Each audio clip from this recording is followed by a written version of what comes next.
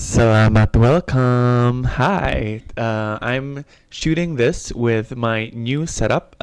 Usually I shoot from my laptop. Now I'm using my desktop PC, courtesy of Handi Wijaya, a local renowned Ranger player and all-rounder nationals finalist and overall a really great guy. I got this PC from him, so shout out. And got this webcam lent to me by Nathanael Avellino. I just bought this microphone, and life's pretty good. It hopefully the video quality, uh, the video camera quality and the overall video quality will improve by me having this new setup. And I've moved from where I shoot. Now I'm in a working room. This used to be my bedroom. I moved my bedroom upstairs. So we're gonna hang some flesh and blood related stuff in the background. Right now it's kind of empty and like some random stuff there. So yeah, without further ado, let's review the deck.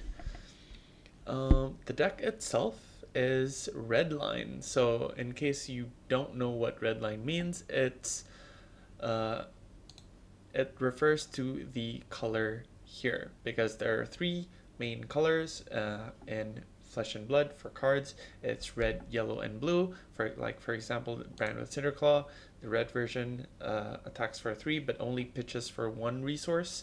Meanwhile, the yellow version pitches for 2 resource but attacks for 1 less, and the blue version pitches for 3 but attacks for even 1 more less. So 1 attack for 3 pitch, or the red version 3 attack for 1 pitch.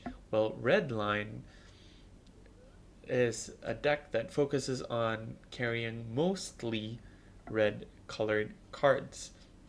In the entire deck, in the entire 60, there's only 2 yellow cards. The rest, the 58, is red.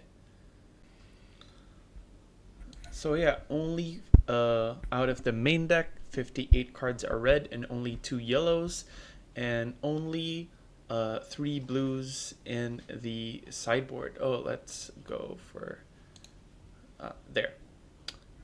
The main deck. Oh, first of all, let's go through the equipments. It's quite similar to what I'm running. Well, it's the exact equipment suite that I'm running on my blue Massive Momentum Cindra list. And Dragon Scaler being the 1 block here, being a 1 block Battle Worn, is very, very valuable. It lets you block breakpoints with only 1 card, so it saves you a card compared to running something like Snapdragon Scalers. And second, you can. An important thing to know about Dragon Scaler Flight Path is that you can activate the ability during the resolution step. So after you hit, you can draw off of your momentum trigger and see whether it's worth it or not to give go again and attack with the card that you drew with. Unlike Snapdragons, where it's a reaction and you're locked into committing giving the card go again without knowing what card you're going to draw, or even if you're going to draw at all. Because it's a reaction, they can react with a defense reaction on top of your Snapdragons, unlike Dragon Scaler, which you can activate after the damage step. And the downside is you can only target Draconic stuff, but this deck they're running just a bunch of Draconic cards, 5 Brand with Cinderclaws to turn non-Draconic stuff into Draconic, and a bunch of fealty generation via direct fealty generation and via marking. So being a red line deck means you're not really aiming to pitch. So the daggers from what we saw at the gameplay. You can watch the Calling Memphis live stream. The VOD is on YouTube at Flesh and Blood TCG's channel. You can check that out.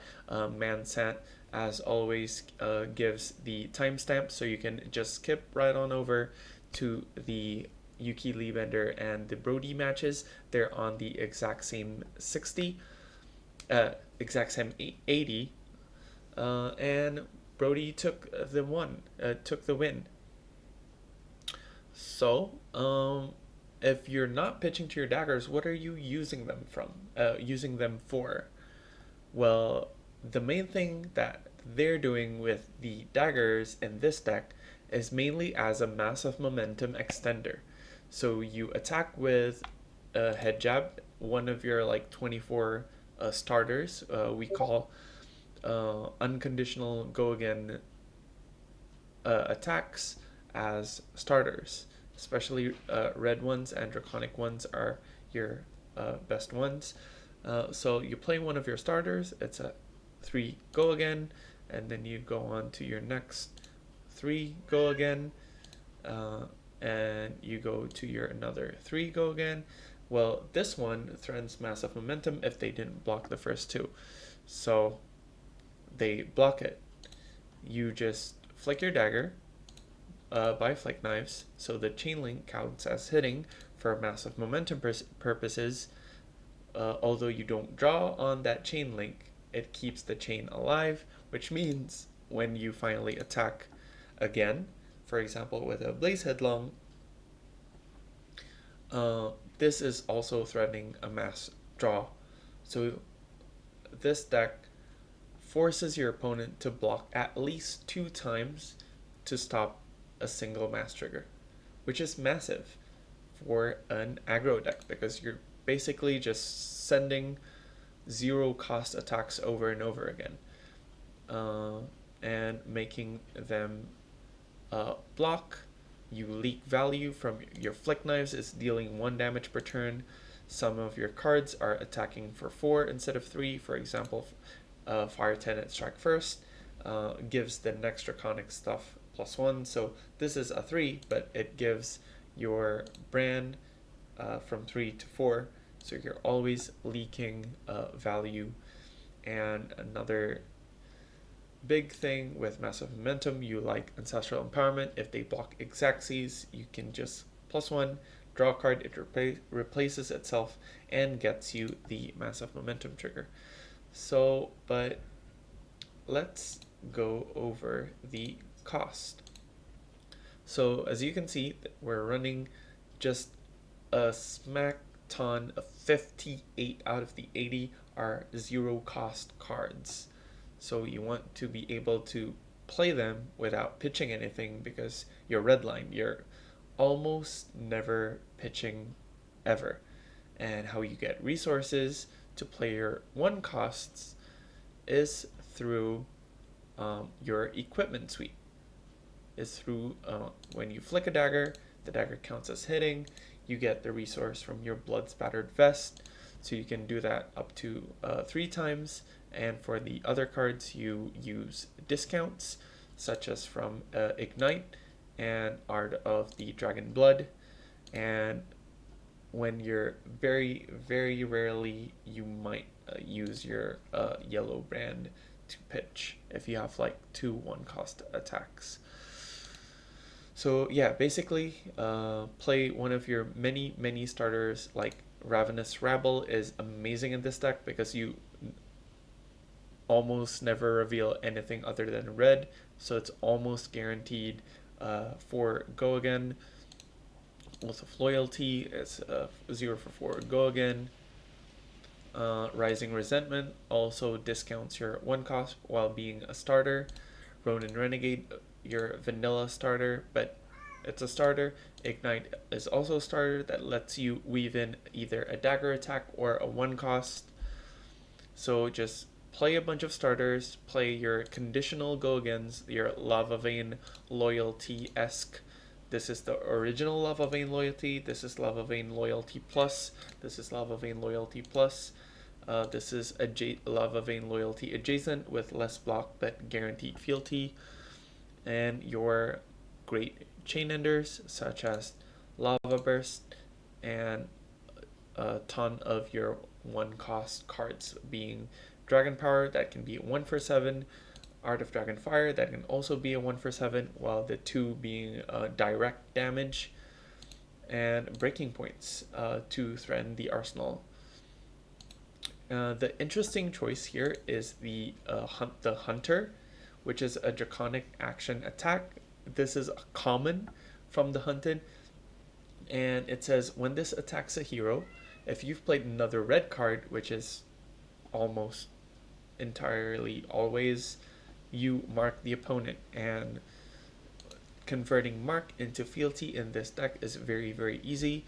And this is a 5 power 3 block compared to the mark on hit mark with magma. It's a 1 for 4, although it has conditional go again, but it has less attack. Or if you run the demonstrate devotion, it's also 1 for 4 and it blocks 2. This one is a 1 for 5 and it blocks 3, and the mark is guaranteed, and with the guaranteed mark it's almost as good as guaranteed fealty. The 2 cost and 3 cost are a lie. They're also basically 0 cost cards, since Blood Runs Deep discounts itself for each Draconic Chain Link. So you attack, you head jab, Blood Runs Deep, and it's a 0 cost. Same with Drop of Dragon Blood, which is another way you can get the resource that you need to play your 1 cost attack. So even though we're never ever pitching, almost ever, there's plenty of ways for you to get the resource you need to play your one of your 10 1 cost cards, either by generating resource or discounting. And your spec is also 3 cost that gets discounted, so it's almost always 0 cost, and it lets you swing with both daggers, so it's a 0 for 7 with go again. So pretty darn good. Yeah, that's the overall game plan and how the deck is built. It's a bunch of 0 cost. Let's get back to the main board, sideboard. So the main board, you just be very, very aggressive, and in the sideboard you have a bunch of defensive packages. First of all is Loyalty Beyond the Grave, which is an amazing card. It just in general, being a 0 for 3 D-React is sometimes like good enough, although there's Sink Below, Fate Foreseen, and other 0 for 4 D-Reacts. This one being able to let you do some offensive overlap in future turns by banishing itself and another copy. So if you've played at least 2, well, you don't have to play it, you can like even discard it if there's discard effects. If you've played at least 2 and they're both in your graveyard, you can activate it, and it'll banish, you can banish those 2, you draw an extra card when you have a huge hand and you want to go over the opponent's defenses. So this is, I love this very much. I also use this in my own deck list, but this one I don't use in my own deck list.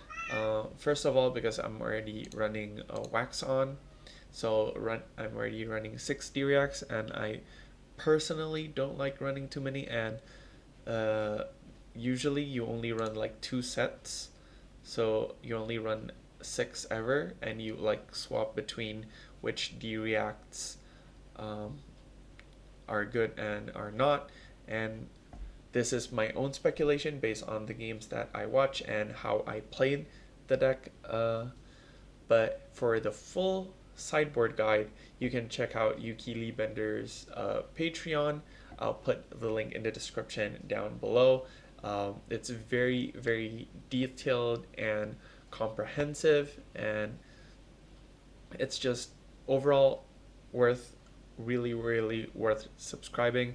And other than the deck list, sideboard, and matchup guides, there's also like a 9-pager on how to play the deck itself. So I highly suggest you subbing to her Patreon to get the full on understanding and experience on how to pilot the deck. And it's proven to give Brody a calling win. So the deck is definitely good. Okay, back to the D-Reacts. Shelter from the Storm is the newest D-React from the Hunted. I personally don't have any copies yet. That's one of the reasons I'm not running it, because it's kind of pricey right now, and it's marginally better than like a $2 Sink Below, but in the matchups where it's good, it's really good, especially against assassins, which are typically the most annoying class for ninjas to deal with due to their disruption that hinders us from keeping a large hand.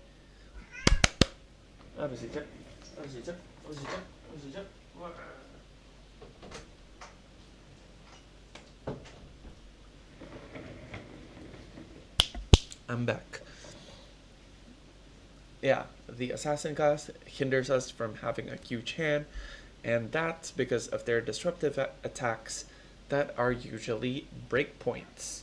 Well, Shelter from the Storm's ability from hand lets you neuter breakpoints and their dagger attacks, which like cost them an entire card, almost an entire card, just to pitch to attack with their 1 power dagger. If you use this, it neuters that dagger attack, a flick knife's activation, and a single breakpoint, which is just really good. And if you don't use it for the activation, you can slip it in your arsenal, and it becomes a 0-for-4 D-React. So you can bait out their Leave No Witnesses, or it can help you cover some nasty on hit if they have like pumps. Yeah, just Shelter from the Storm. If you have the money, and if you're a very serious Flesh and Blood player, I encourage you to purchase this card, because it's just really good, especially in the matchups where it matters. And yeah, next up for the D-Reacts is Wax On. This is another tool for you to help with assassins, because they're just running 0-cost attacks, 0-cost stealth cards, and then pumping it over the top, which means you're almost always getting the full 5 value from this card. And 1 card for 5, I'll take that any single day. Like a very typical interaction that happens is they send a Prognosis, it comes in for 1, you block with your Dragon Scaler, they just a nick, and you cry. Well, with Wax On, you cover their just a nick entirely. They went from 1 attack to 6 attack, you went from 1 block to 6 block, and you're happy and the assassin player sad. So yeah, currently running this and this in my own list, and I have a bunch of other cards in my sideboard because the game plan's completely different. I'm actually pitching cards while this deck is only aiming to like just jam 3 attack, 4 attack, 3 attack, 4 attack. Oh, you block, I flick, and then I attack again. You need to block again. And if the opponent keeps blocking, they're not sending very much at you, you can send more hurt back their way because their turn's not very threatening usually. Next up is Warmongers. Some matchups such as Azalea and Viserai are really help whenever you see and play a Warmongers. So just a generically good ninja sideboard card. Like almost every ninja has this. So since I'm a ninja player, I always bring my Warmongers Diplomacy everywhere I go. It wins me games that I had no business winning. Like a 20 life deficit against Azalea, and then you just hit him for like 15 and then Warmongers. Well, they took everything. Now they just like pass the turn. You have another turn so you can catch up on that life deficit. Another sideboard piece is the AB slot, the Arcane Lantern, and the Spellfree Leggings. As far as I'm aware, you don't really like use this into Rune Blades because, well, you don't have the cards to pitch into them. You only play both of these cards. They are a concession for the Kano matchup. Because this deck doesn't really care about having two daggers. It only really ever needs one because you're only like flicking one, bringing it back, flicking it one, flicking one, bringing it back. So you don't need both daggers, so you can sacrifice that dagger slot instead of another equipment slot, because like the headpiece is the reason to play the deck. The chest piece gives you resources. Your arm piece gives you the ability to continue your combat chain, continue your hits, which synergizes with your massive momentum. So the only slots left available are the leg piece, which is just usually for a go again, but this deck doesn't really need it, especially for the Kano matchup. If they're letting you draw a bunch of cards and you send it again, they're probably either already dead or they're already comboing in your face. And the second kunai slot, that's why we see a single lantern and Spellfree Leggings, because Spell Void is more premium for this deck compared to AB. A single point of arcane damage prevention is worth 5 points of life. On a typical wildfire combo, the combo being wildfire, lessons, blazing, or wildfire something blazing, 1 point of prevention is 5 life. So you keep one resource, you have something you can like flick if you're in the middle of an attack and they try to combo you, you can like flick and then get the resource, and you can pay for the lantern that way, and leggings, so you're preventing up to 10 damage from Kano. So very clean sideboards, like no 1-ofs and 2-ofs, just basically 3-of, 3-of, 3-of, 3-of, and equipments. And the main deck itself, this is a 1-off because it's legendary. This is not, you can see it as a 1-off, but it's actually like the 4th 1-for-7 Blood Runs Deep. You don't want too many because it requires you to have a large hand, which makes sense. Same with Demonstrate Devotion. You don't want to have too many 1 costs because you only have so much resource generation or discounting, and it blocks 2. This one is your additional mark or fealty generation, because with Oath of Loyalty, if you don't have fealty and you have a bunch of non-draconic cards, it can be kind of awkward. So that's it for the deck review. Congrats to Yuki Lee Bender and Brody for creating and piloting such an amazing deck. Let's head on over to the gameplay. Okay, hello. Now we're testing out the deck. We're versing Arachne, so we want to go second. Arachne is an assassin, so we want to board in some of our defense reactions, but not all. Namely, we don't really want Loyalty Beyond the Grave, from my experience, because Arachne is a very aggressive assassin, and it's not gonna be a very long game, and this only blocks 3. So the D-reacts that I'm bringing are Shelter and Waxon. They block for 4 and 5 respectively.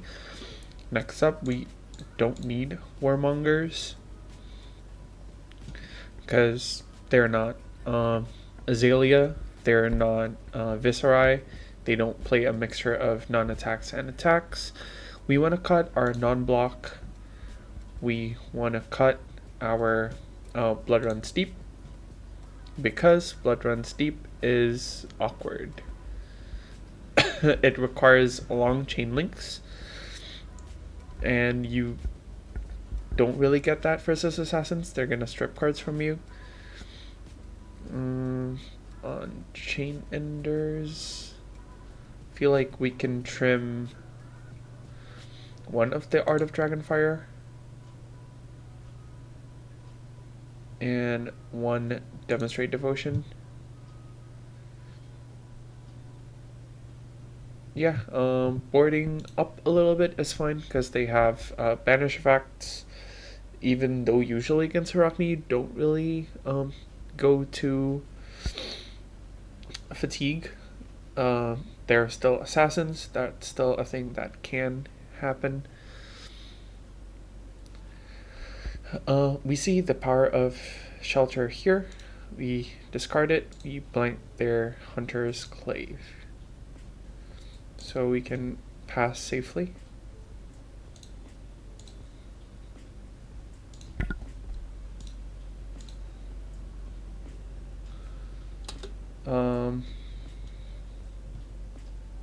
I guess we can block 5. So if they pump it +3, the Shelter takes care of it. And we still have a Go Again attack.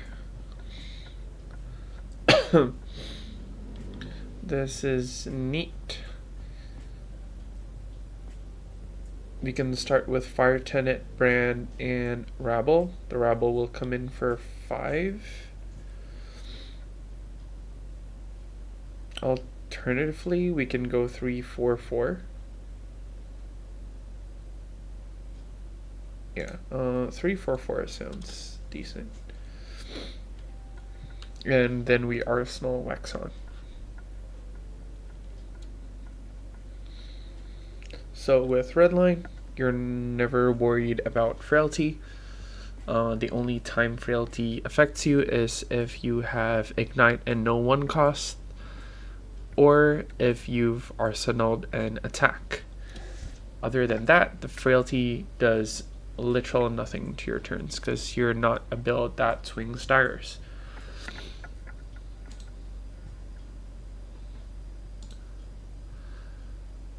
Okay, they're blocking the first chain link, which is fine. We can flick.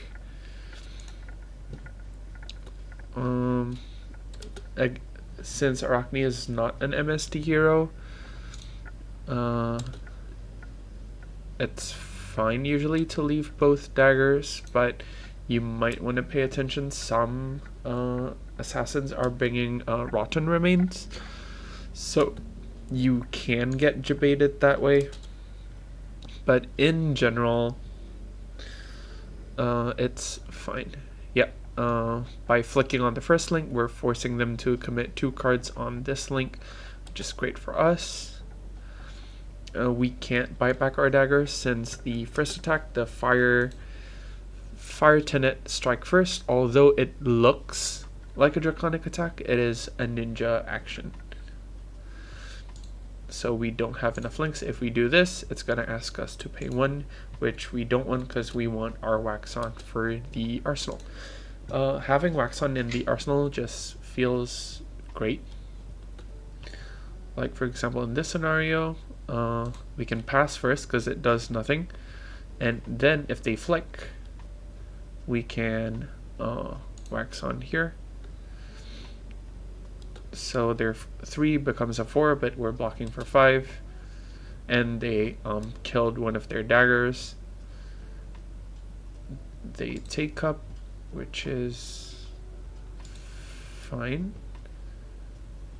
Becomes 7.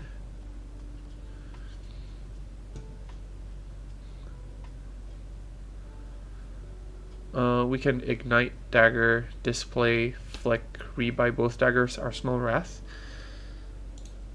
Instead of letting 2 hit, we're banishing a card. If we're banishing anything other than Wax On, we don't have enough links to rebuy daggers. And with Ignite, you want to hit with the dagger, and if you want to attack with the dagger, then an alternative line would be something like Banish, Display, Pitch Wax onto Dagger, Ignite. Wrath would be for free by then. You Wrath, you Flick, you rebuy both daggers, and then you dagger. It's more damage, but it leaves you without any daggers, and you're wrathing on a small hand. You're not threatening mask at all. Meanwhile, this line at least threatens mask once. With that line, you're only threatening mask on the wrath attack itself. And 2 dagger attacks after that are inconsequential because we don't have an attack on top of that to threaten mask with. So even if we're taking damage and keeping more cards, we're not threatening mask additional times. So it's not worth. Nope. Don't forget to Cindra while your chain link's still intact. Having 1 dagger in the yard is fine. Having both daggers in the yard is not a good thing.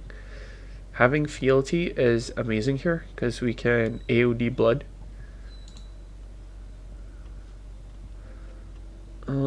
Sure, we'll pass. We're expecting to block with at least 1 card and maybe our Dragon Scalar Flight Path.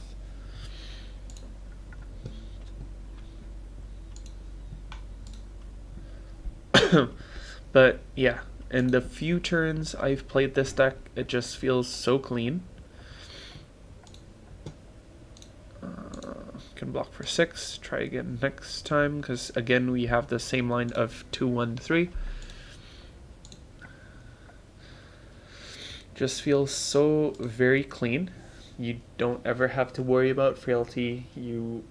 The hands, like, you don't really brick unless you like draw Oath and a bunch of your non-draconic cards. The Wax On feels really nice. I know that because I've also been using Wax On in my blue list, and Wax On is just an overperformer against assassins. You almost always extract the full 5 when you use it. At minimum, it extracts 4.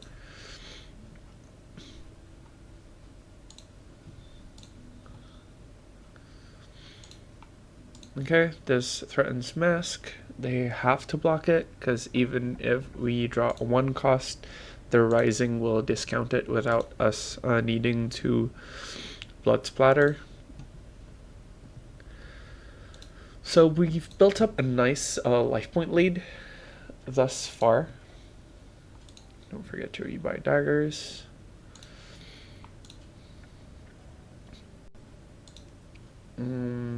Yeah, if we can like play with 4 cards, I'd like to. If they're leading with this, then I don't really like it because most likely they're gonna like snaps and then disrupt us a second time after we've already taken 4 and banish a card. But another thing that could they don't have bonds in here yet, so they can't take up into bonds, which is good. But they can. I have a gut feeling that they're gonna like snaps this into dagger swing into another disruptive attack, and they're keeping like 1+3 reaction in hand. But if we respect it too much, if we like block 4 here, like if we block 4, they use the react and then use the boots. If we block 7, they just use the boots and then use the +3 on the next thing if we block it. So I think we might just be priced into taking this, and oh yeah, they don't even need to break boots because Arachne's hero ability gives it go again, so we're gonna banish that.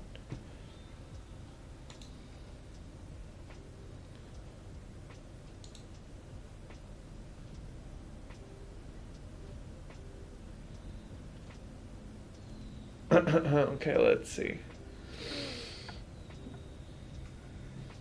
If this is base 4, they plus 3 at 7, but if we block with everything, we lose our fealty anyway.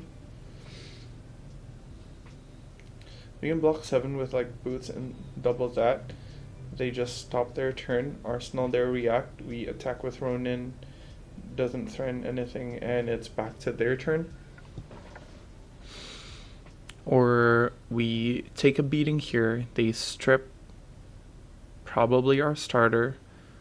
Then we're locked into like Dagger Lava Vein, which sucks.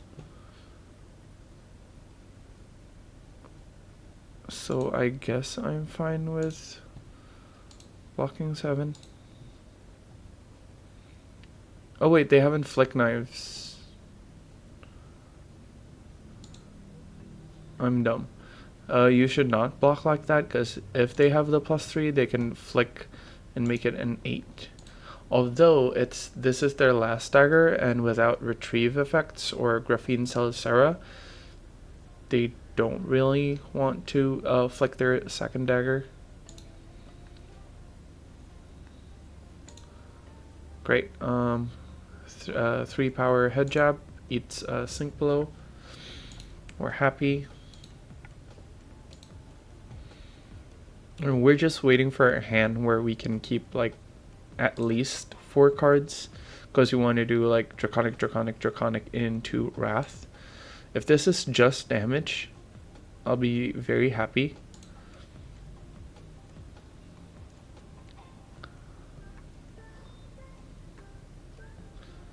This is gonna be like, what, 15 plus damage? Yep, they're snapsing it. This is 8. But we're not marked, so they're not drawing, and they're not flicking to mark us.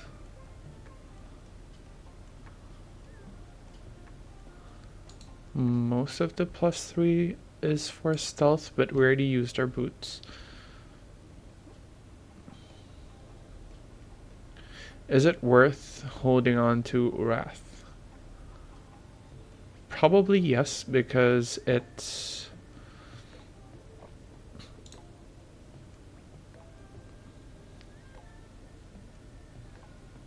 7 damage.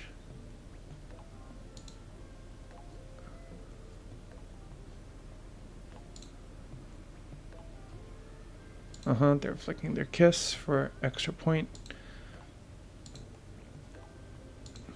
Yep.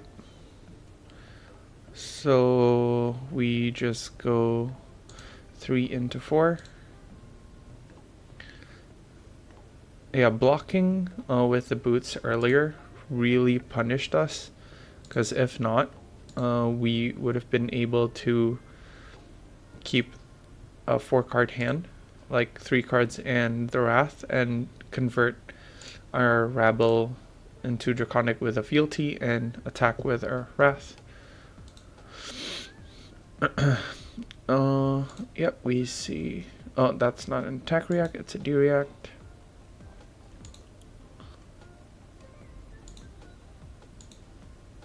Okay, we're just waiting for a turn.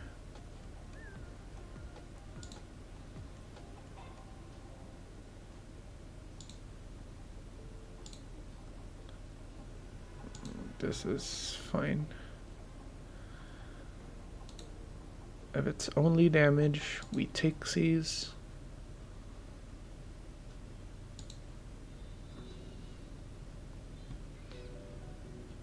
Vanishing one of these is fine.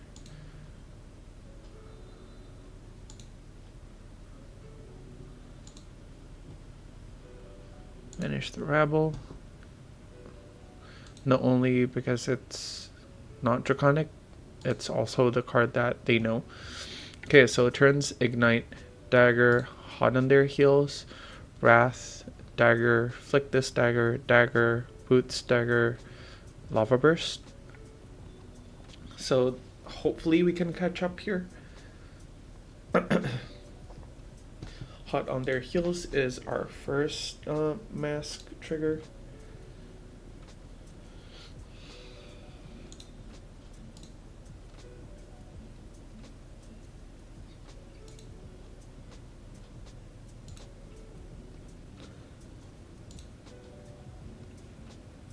Oh, alternatively, we can just like grab a resource here, so we can hot on their heels later. And we haven't used our blood splattered like at all, and we're already at a low life, so we're gonna do that.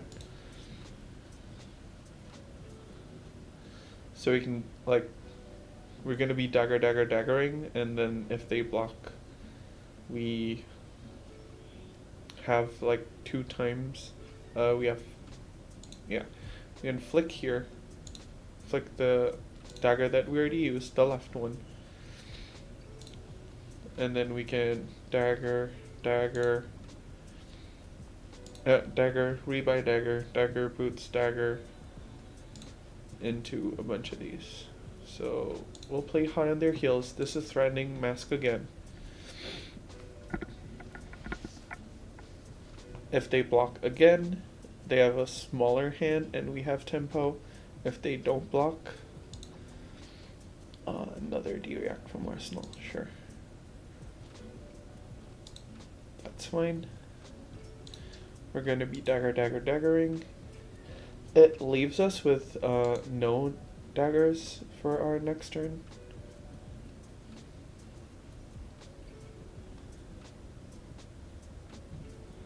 Alternatively, we can like just dagger, boots, and rebuy the other dagger, but let's count how many starters we already played. 1, 2, 3, 4, 5, 6, 7. 7 out of, you know, counting. Did we play a starter this turn? Yeah, 8. 8 out of 15. So almost half. So it might be wiser for us to still have a dagger.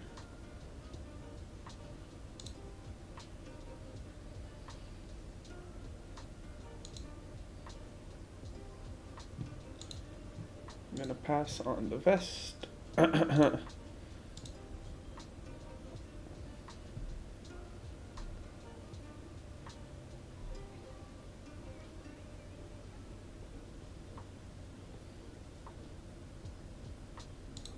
Okay, and then we lava burst on momentum trigger.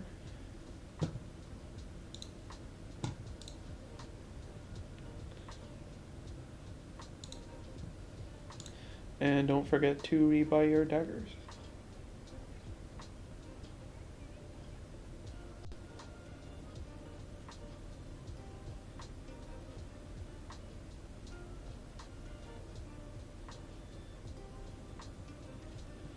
The fact that they're blocking with upsticks is good for us because it means that they can't rebuy that one dagger that they already used, which means they're less likely to flick knives us.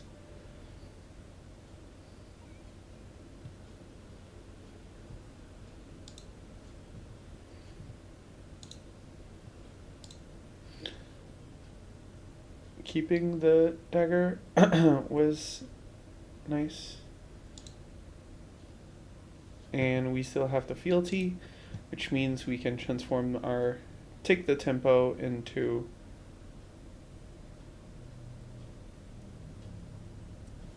our take the tempo into draconic, which means we can play it this turn.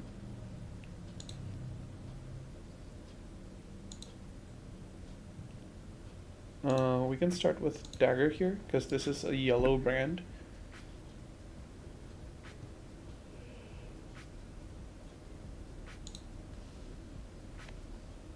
And if they let this hit, we pick up the resource.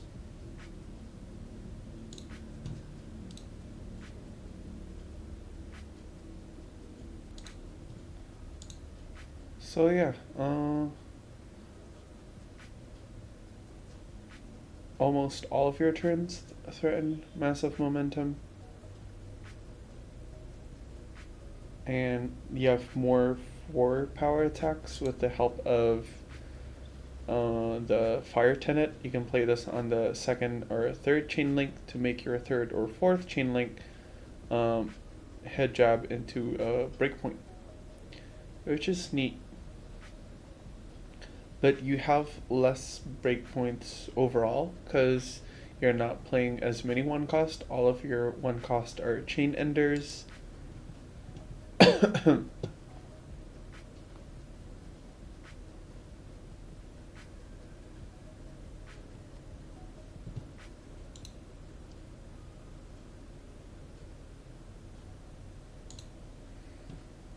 Okay, the opponent's tanking. It's fine. Now this is a double on hit, so it's very unlikely that they're going to let this one hit because this is both a mass trigger and a take the tempo trigger. But if they block this with 2 cards, oh, they can use the mask. They're using their equipment. We're not marked, so if they do this and they don't have a D-react or they don't transform into trapdoor, they're kind of screwed. Don't forget to flick and rebuy your daggers.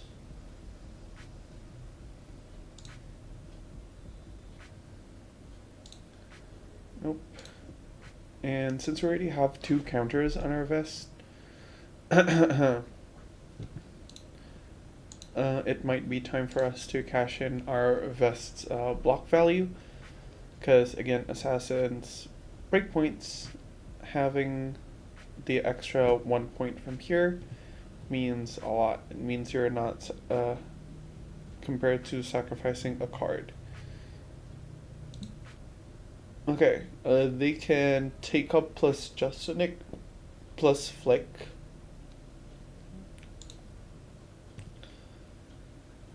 Bonds is 4. Flick, it turns the 4 into a 5 due to the hero ability.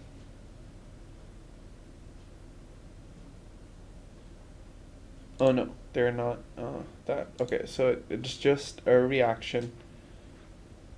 So take up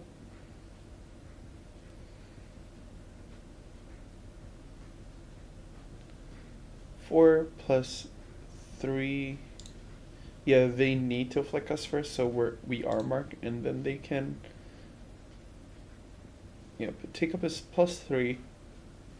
This is 4, so 7, and either hero ability for 10, and then it strips a card from here and a card from bonds.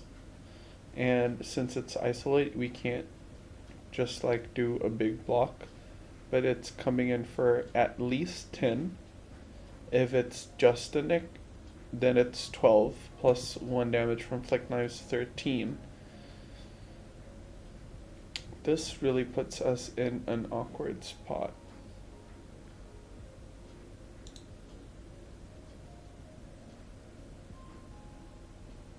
If we want to conserve life, block like this, we take 7, we ban it, they banish one of our 2 starters, and then Black Widow we banish the yellow, and then we just play 3. Sounds good.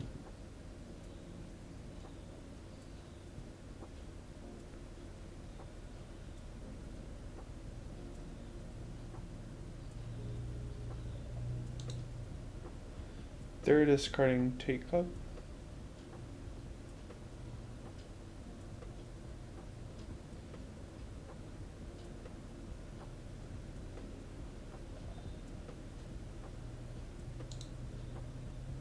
Interesting. Okay. So it's not as bad as we thought it would be. Now, we can use this to like dagger threaten something. Especially with their tunic at 3. They might not want to let it go. But that's 5 damage compared to head jab, which is 6. But it doesn't threaten mask. Another thing we could do is like head jab, flick, get a resource, dagger, and then head jab again. And that also threatens mask if they don't block the first link, which I think I like. We don't want Arachne to have a large hand because it becomes really hard for us to play around their reactions.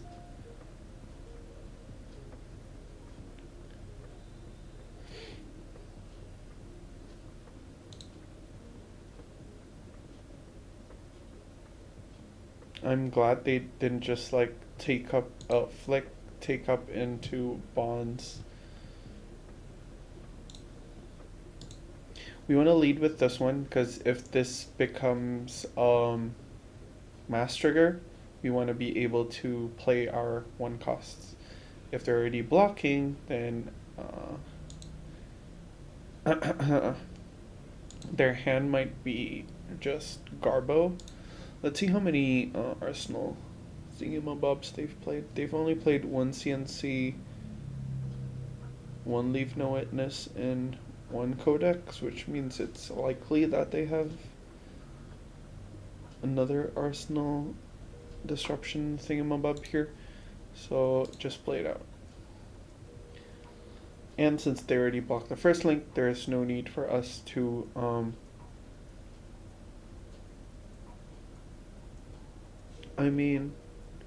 because they already blocked the first one, this makes them have to block the second one. Yeah, I think we should have gone with the dagger, grab resource, fleck, grab resource, dagger into this, and then they need to block this one also. Yeah, they have the CNC. I feel like if we kept that, this is the attack they're gonna be sending at us. They're still at 10, so I don't want to give up mask yet. I want to give up mask when they're at like 7 or lower.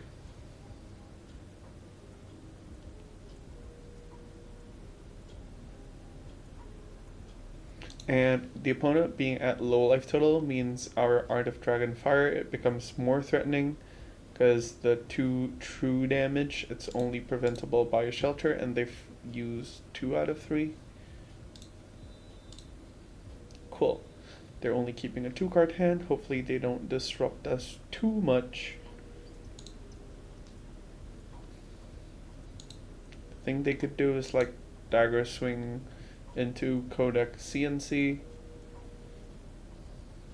This is a great hand.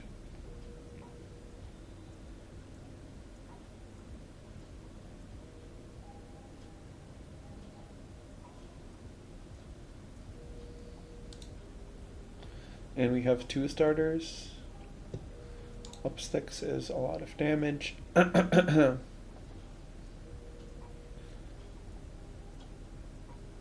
Or not if they don't swing their daggers. Must be like a red D reactor or something.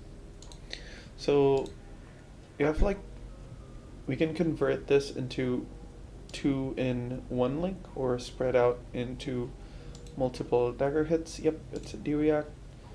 Since they covered the first one entirely, I'm more inclined to dagger, so this becomes the mass trigger. And if they block with equipment on our dagger, we're happy since now they have 2 daggers, the flick knives becomes valuable again. That's fine. We still threaten mass because this is dagger, this, and this is the 3rd link. Yep, they're unlikely to block with flick. Nope. This is really good if they let it hit. If not, then we flick as per usual.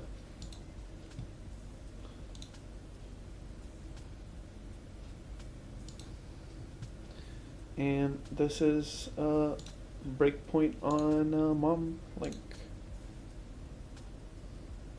They either give us flick knives or 2 cards, or they give us a card.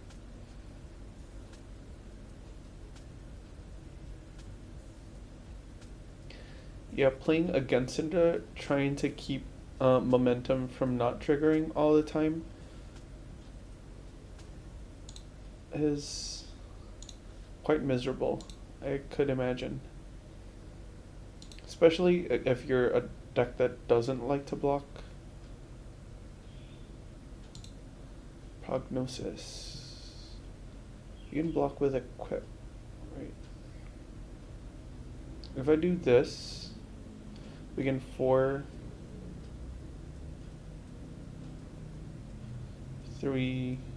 flick there, get this, arsenal this.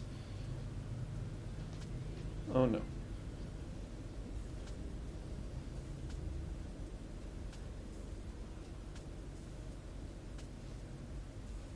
Oh, this will get discounted from this because we're gonna fealty it.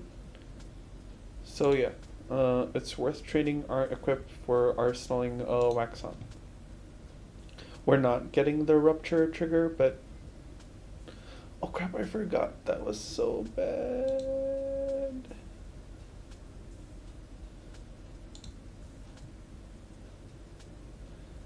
I forgot that they're in base Arachne. So, yeah, we should have just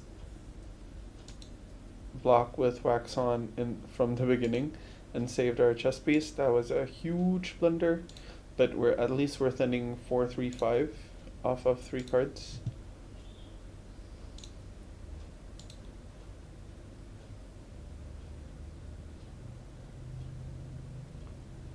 Whoops, that's a blunder by me. At least 3, 4, 5 is 12, 13 with the flick. Yeah, we should have still had our chest piece for either 1 block or 1 resource. Now that they're at 4, I'm comfortable with blocking with my mask on the next turn. And this 5 is on Mom Trigger, so it's best if they give us a card here, we flick, and then they give us 2 cards here. But if they don't block here, then at least they still give us 2. Okay, this means that they're giving us 3, or they're letting this go and like at least blocking 1 and then giving us a card from Mom. And when your opponent can't keep a lot of cards, we're not getting disrupted as much. We get to keep tempo. Don't forget to rebuy your daggers. Yeah, this deck just feels so well built. Codex, cool. Yeah, imagine if we still have our thingamabob. Okay, we're definitely blocking with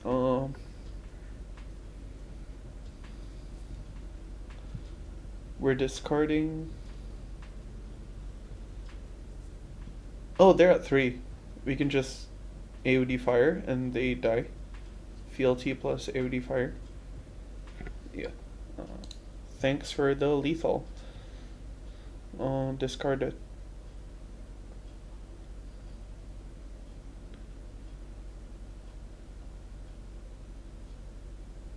Discard 2 block.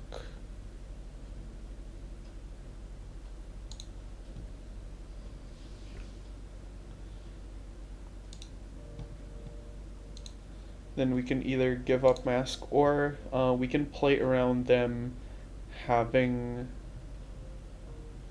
shelter by keeping like blocking with mask, keeping an extra card,